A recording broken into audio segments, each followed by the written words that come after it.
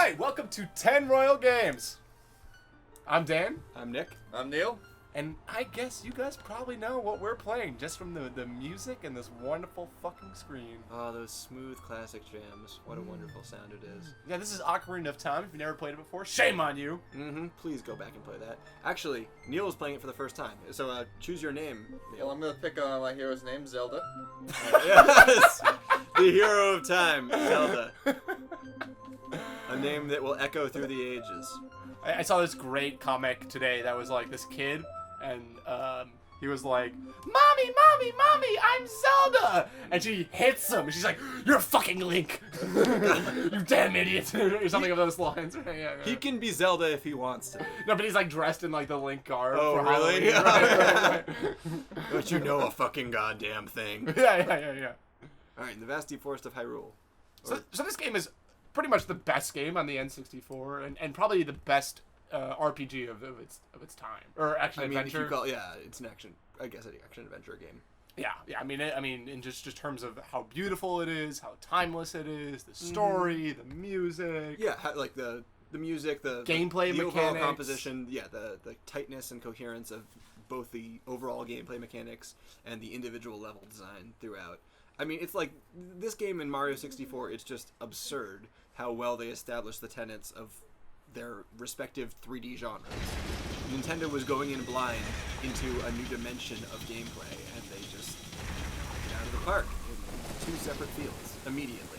I mean, but it's not like they don't have a historical tradition of doing so. Of knocking it out of the park. Yeah, like, I mean, the Mario platformer is still one of the better, tightly controlled platformers out there. But that wasn't the first platformer of all time forever. Okay, sure, but it set the bar for the genre. Yeah, it established many precedents for the genre. Much like at the end of the level when you touch the bar. Yes. The vertical bar. Yeah, you know, which like some might refer to as a pole. Yeah. But Sweet Navi, the most beloved character of the series. An assistant who, we still miss. Yep. And would love to see more of. Forces even now are mustering to attack our land of Hyrule. I want to see like a map of this, right? Because I know Hyrule is like a persistent world. Because in Wind Waker you're in Hyrule, but it's all underwater.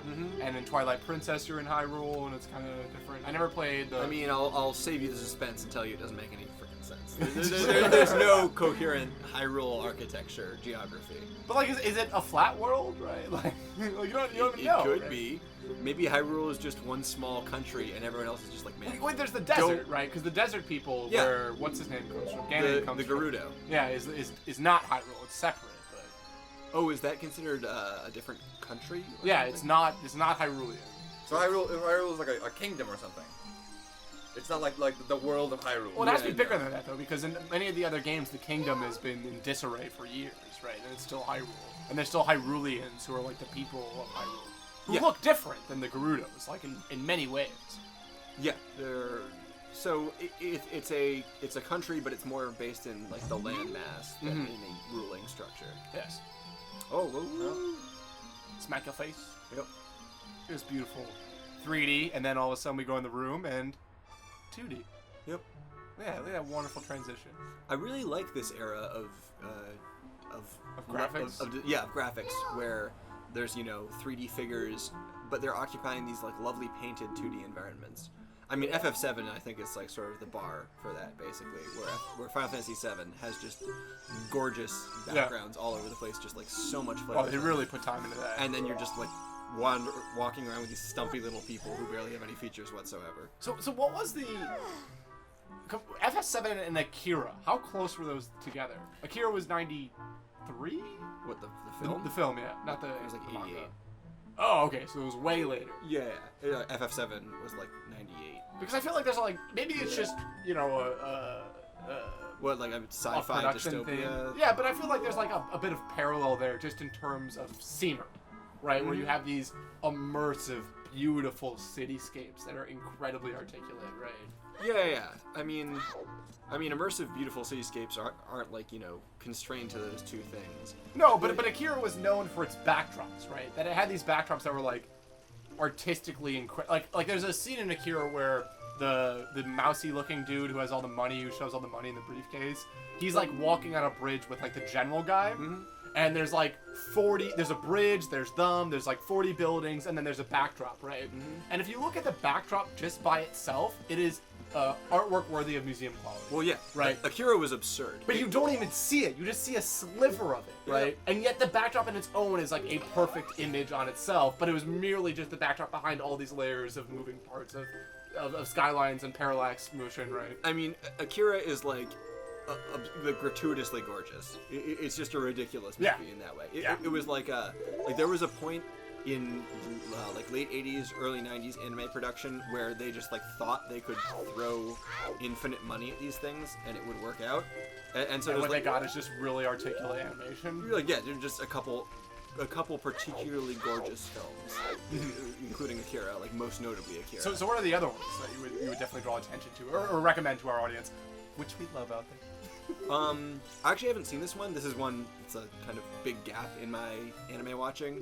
But the first film by Gainax, the studio that ended up going on to make Neon Genesis Evangelion, yeah, oh my god, FLCL, like, you know, a variety of classics. Like Wings of Hanameus, or I don't know how you pronounce that. But they got absurd like funding and just support for that film. And it was just like their first major, like they'd done, I believe, I mean, God, I'm just like showing my lack of knowledge of their history here, but I believe they did Gunbuster, a 6-episode OVA before that, and then they just did this one particular film. And it's a hidden gem? It's underappreciated, or is it... I mean... Visually it's stunning, but the story lacks? Well, no, it's not a... it's a hidden gem in that it's like not known to the degree that like Akira and Ghost in the Shell and, you know, Ghibli films are. Yeah. But it's considered a very, very renowned film. A watermark. Yeah. It's a very remarkable film. And it's future dystopia, kids with psychic powers. No, none of that at all. It just also occupies that terrain where people had way too much faith in anime films' ability to, you know, make back incredible funding. You know what I watched recently? What's the one about the 3 homeless people in Tokyo?